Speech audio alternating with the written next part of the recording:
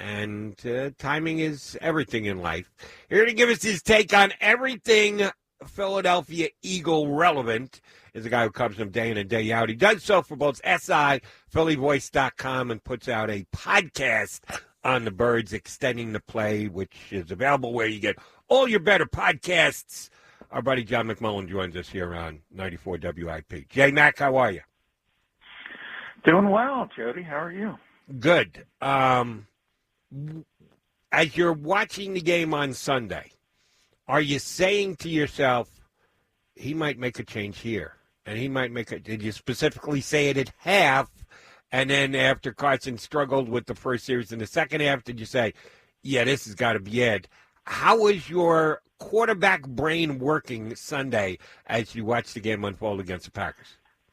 Yeah, at halftime, I actually tweeted it out. I said, this has got to be it. He's got to make the move. So it was a little bit late to me. I would have done it coming out of intermission. And I kind of said, I mean, Carson benched himself at this point. It's just, and we've talked about it a lot. In a lot of ways, it's inexplicable, the regression he's had. And it's not changing at this point. So, I think you got a coach who's starting to feel the heat, obviously. And,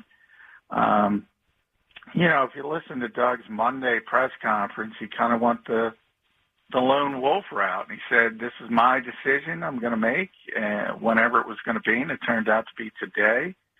And I think he's got something to prove. And, one of the issues has been people looking at his play calling, his scheming, and thinking that's affecting Carson Wentz. I think he's ready to say, look, I mean, there are things there at times. Not everything's perfect, obviously, and there's significant personnel issues.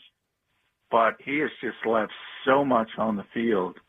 And you mentioned Jalen Hurts, Jody outplayed him. He did. But he was, I think, 5 of 12. I mean, he wasn't Aaron Rodgers either. But that's just how bad Carson Wentz was, that Jalen looked good. Agreed. Lone Wolf Doug Pederson, you buying it?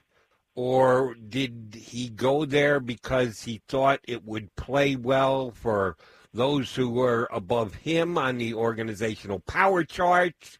Or he was at a point where he says, yeah, what's on the line here, so I don't really care what anybody else thinks. I'm going to make this call. How do you think the mindset went for the coach between when he started the game on Sunday with Carson Wentz, pulled him all the way to today, and the announcement of Hurts starting next Sunday?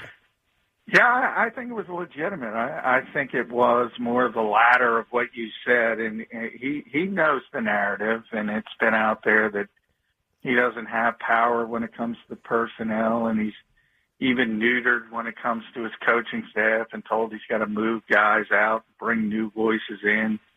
He hears all that, and he's not happy about it. And then on top, I think he's starting to think they're trying to blame him for what's going on.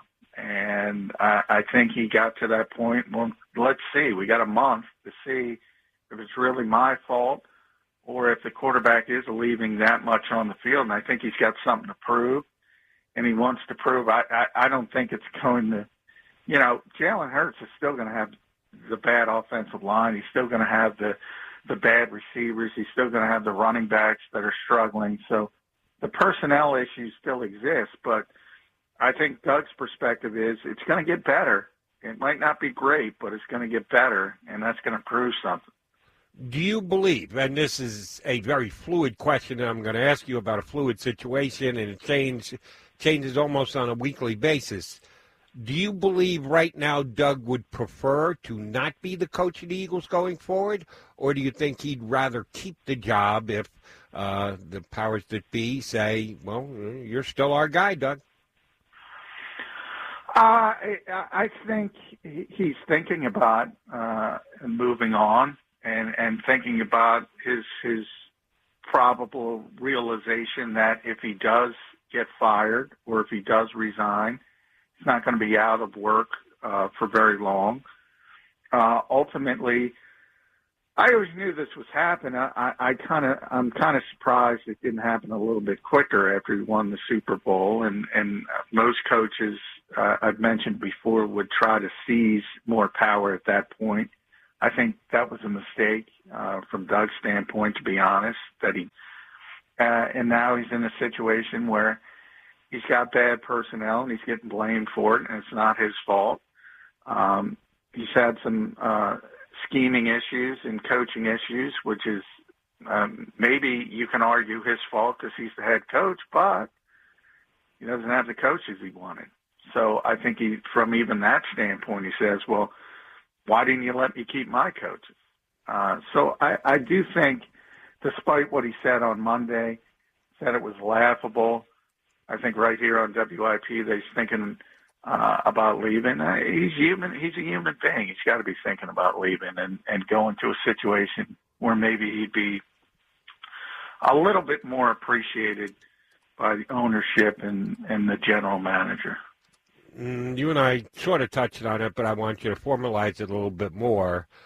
Scale of A+ to F, the quarter and change that Jalen Hurts did get to quarterback the Eagles, what kind of grade would you give him on his performance?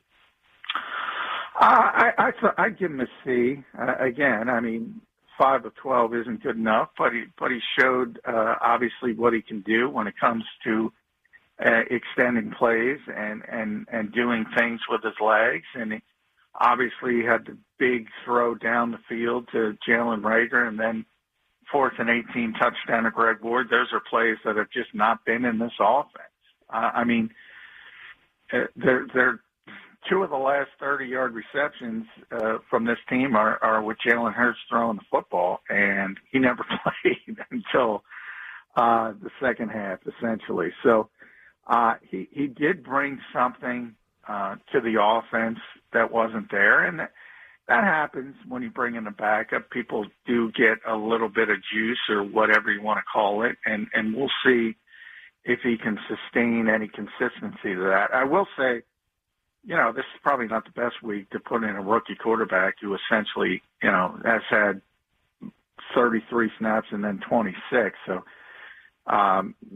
59 total snaps coming in, and he's got to face the number one defense in the NFL. So I don't think it's going to be pretty, but he does bring some things, and I think Doug is going to go back to what he did with Nick Foles that was successful and essentially turn Jalen Hurts into a one-read quarterback, and if that one read isn't there, take off. And he's got that ability, whereas Nick Foles didn't. Fair enough. You did, when I asked you about the coach and how it could shake out at the end of the season, you did use the word resign. He's got 2 more years to run on his contract. Now, do you think that he would, what would they have to do? Tell him he must give up play calling? There's going to have to be a circumstance that would become more untenable for him to actually walk away. Would it not? Why would anybody walk away when they got 2 years left on a contract? Yeah, by saying that, by no means do I think he's going to resign. I think you have to put it in the equation. I think there's a small possibility if things continue to go in a negative direction. Remember, most coaching contracts have offset language. So ultimately, even if he gets fired and the Eagles have to pay out the contract, I mean, Doug's not going to sit out 2 years. I don't think he's going to sit out 2 hours. He'll be getting another job right away, and a lot of that will be offset anyway by the new team. So I don't think that's a big issue. I think he's going to be coaching in this league next year. The only question is it Philadelphia? Is it somewhere else? And I think obviously that is Jeffrey Lurie's wheelhouse. And if you think about Jeffrey Lurie and who he is and how close he is to Howie Roseman, my thing is I don't think you can run this back, Jody. So I don't think you can have the GM, the head coach, and the quarterback come back in this same system. And I don't think Jeffrey Lurie is going to fire Howie Roseman and it's just too difficult to get out of Carson Wentz's contract until most likely 2022. There's a possibility they could trade him. The NFL's changing a little bit every year. His contract, believe it or not, is not that bad. If you can get back to above average quarterback play like he was in 2018 and 2019, all of a sudden it's not bad. So there's an outside chance they can move him. But I think of the three, the most likely to go at this point is now starting to be Doug Pederson. Tend to agree with you there. You mentioned Carson and the potential trade. One of your compatriots covering the Eagles, our very own here on 94 WIP, Elliott Shore Parks, theorized today that the Eagles could get a potential first-round draft pick for Carson Wentz. If that happens, you could knock me over with a feather. His play has been so bad this year. His value is at an all-time low. It's not like he's going to be playing for his new team for free. It's just not going to be as ugly as the Eagle contract. There'd be 4 years and $98 million left on that. That's almost $25 million. It's 24 and change per. So it's not the mega top of the market quarterback money, but it's not a rookie deal either. I'll ask you tonight. And again, another fluid question. It could change. And then I'll ask another question about how it could change. Today, as we sit here today, if the season were over and done with, a team has a need for a starting quarterback. What do you think the Eagles are going to be able to get in exchange for Carson Wentz? I would think at this stage with that contract, and by the way, that contract is not bad for a veteran quarterback in this league. If he was playing at a level, all of a sudden nobody would be complaining about that contract. That's Teddy Bridgewater money. That's what Teddy essentially signed for. So it's not a ton of money from that perspective from another team. You also know this is a quarterback desperate league. You also know there are teams that will look at his previous tape and say, I can fix this guy. There's always that group, but they don't have to give a first-round pick. He just got benched. He's coming off this career worst year, and the contract on top of it. You are bargaining from a sense of power. It only takes one stupid team, but nobody's that stupid. Maybe Adam Gase, but Adam Gase is going to be out. No, he's going to be unemployed next year. Yeah. So I mean, it always only takes one, but no. I would think it's gotten so bad. You start talking about conditional picks based on how we would perform in another city. So maybe you start with a third that can move up for a two. But no, nobody has to give up a one. They're not that dumb. I'm telling you, it's not going to be a day one or a day two pick. It's going to be day three unless there's other things involved in it, like the Eagles would pay some of his guaranteed money. Otherwise, I do not think they're getting a one, and I don't think they're getting a two or a three. I think it's day three at best, but we shall see. Along those lines, if I told you a couple of quarterbacks that are going to be out there on the open market, Cam Newton off the year that he had with the Patriots, free agent, you don't have to give up anything. You just have to come to a contract agreement with him. Or a Sam Darnold, if the Jets have the first pick in the draft. He's just removed from being the third overall selection. Like Wentz, he struggled, but you got to believe there's still upside. Carson Wentz, you're just questioning whether he can get back to a level he once achieved. How would you rank those three guys, knowing their situation? Darnold you got to trade for, Wentz you got to trade for, contracts involved, and Newton being a free agent. How would you rank those three in order of team desperate in need for starting quarterbacks most desirable? Well, it's interesting because you know how this league is, and all of a sudden the Patriots are making a run, and we'll see what happens on Thursday. But, Cam has probably been the most effective in a different way. Obviously, the statistics aren't that great, but you saw what he got on the open market this year. So he's number three, and a lot of that has to do with how banged up he is, and people don't think he can stay healthy, and he's declining physically, and just his style of play is not susceptible, to to be a long-term starter moving forward. So then it comes down to who can talk themselves into the salvation business, and we can fix this guy. Did Adam Gase break Sam Darnold? I will tell you, he's more intriguing to me because he's healthier, and you do have that,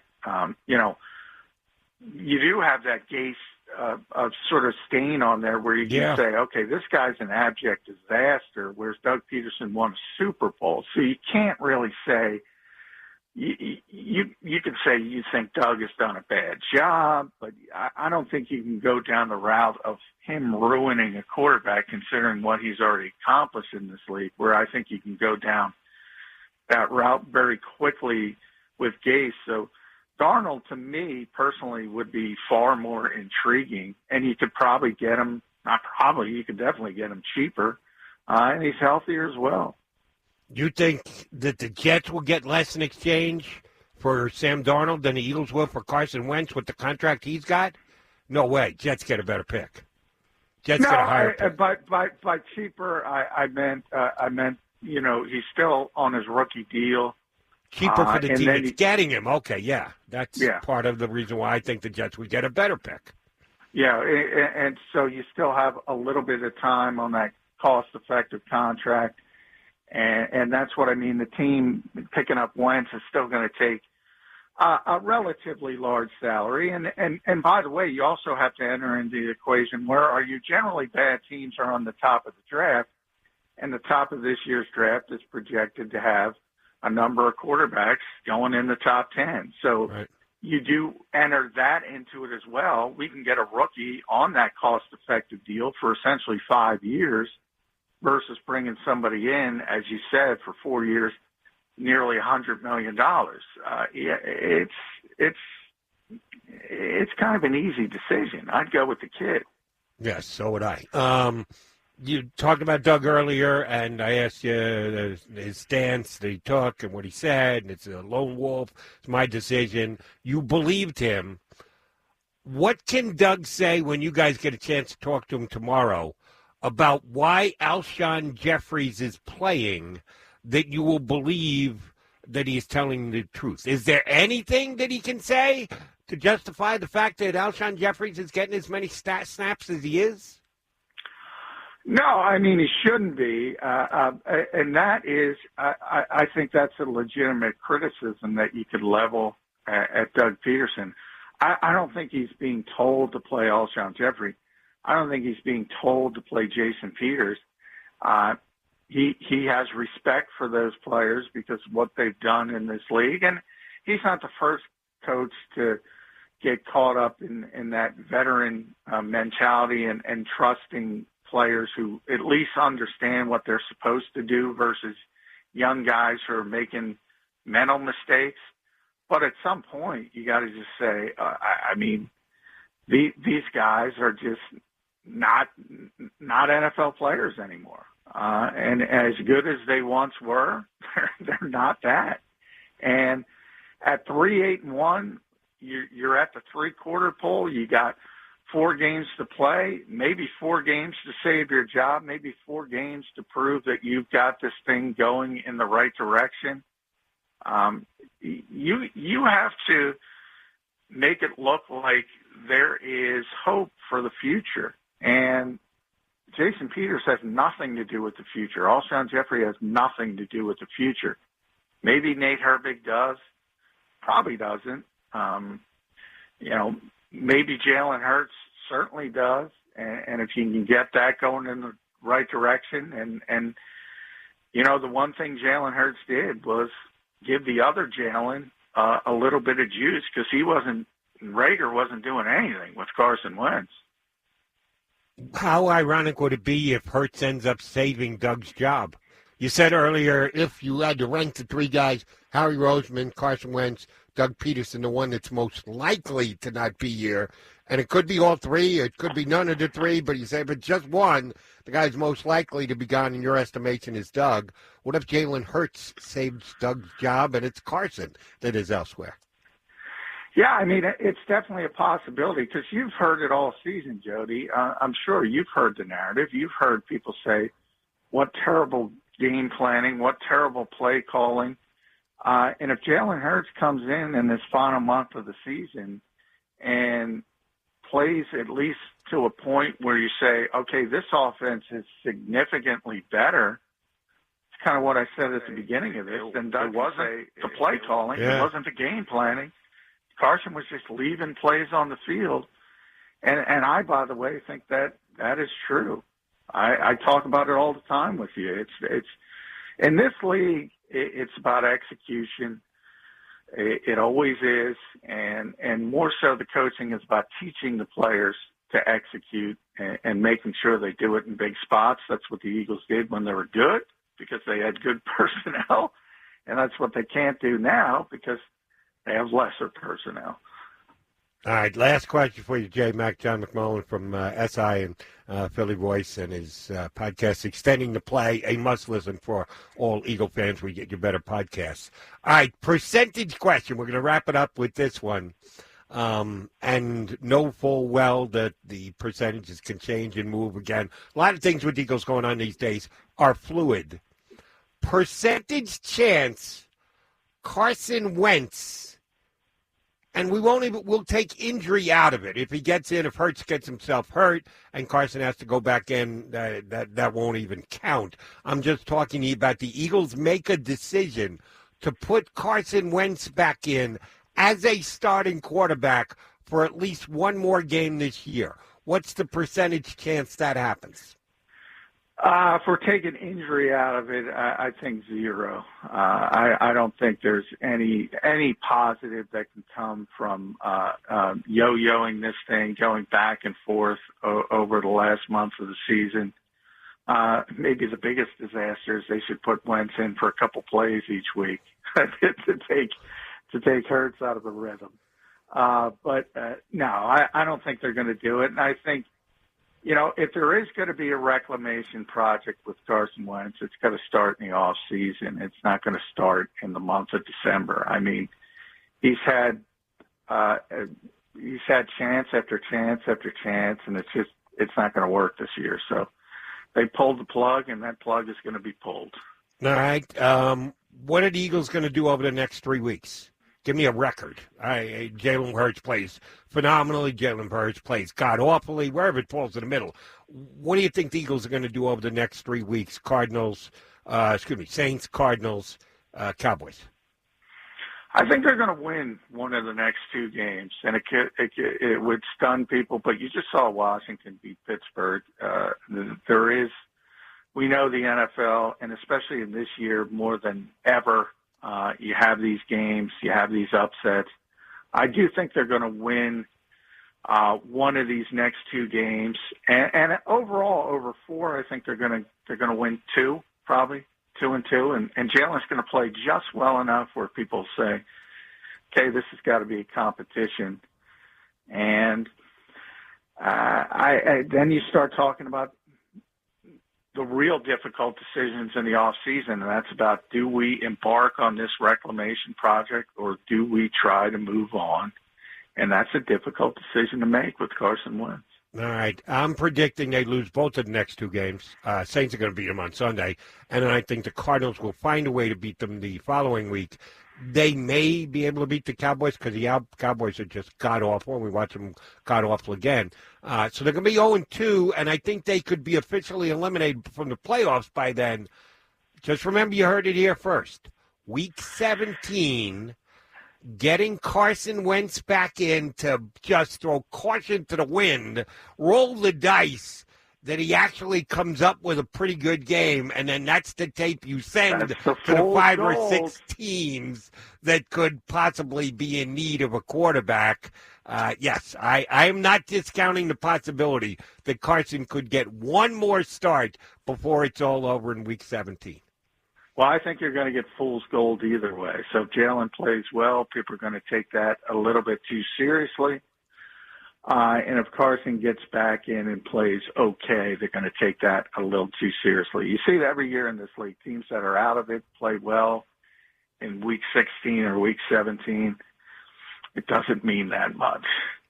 Now, when you're talking about fool's gold with Carson, fool's gold in that the Eagles will keep him, or fool's gold someone acquiring him will actually give him a day 2 draft pick?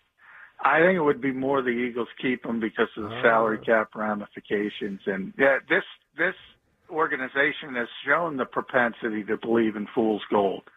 The late playoff run last year with a bad schedule, perfect example. And even if you go back to 2018 and the double doink game, fool's gold a little bit. And this team stuck with an old, expensive roster, thinking they were closer than they were.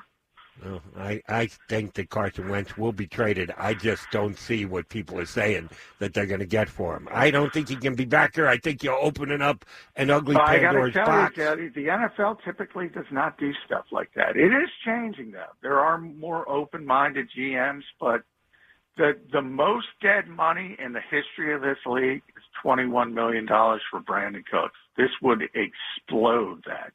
It's never happened before. Right. I don't think he's getting cut. But I do think he's... No, even if they trade him. If they trade him, it's 30 and change, yes. Yeah. But here's the deal, and I don't know what Brandon Cooks' number was. I don't know how much he was scheduled to make. If Carson gets traded, it's 33 and change million dead money. But he's scheduled to make 34.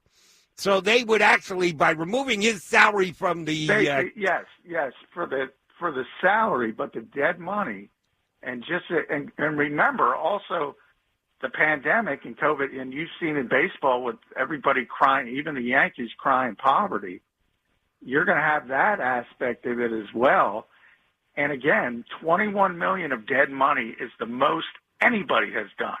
So that dead money it might not mean much to fans because it might help from the cap standpoint, but from an organizational standpoint, that is tough to swallow, especially in this year. We'll see how it goes. Jay, always a pleasure. Appreciate your insight. It's always top drawer. Thanks for hopping on me a little later than usual tonight. All right, thanks, Jody. Appreciate it. John McMullen, Philly Voice, Sports Illustrated, and his podcast is Extending the Play on the Birds. Always good stuff when we get Johnny Mac up. Jody Mac here with you on 94 WIP. I got just under 2 hours left to play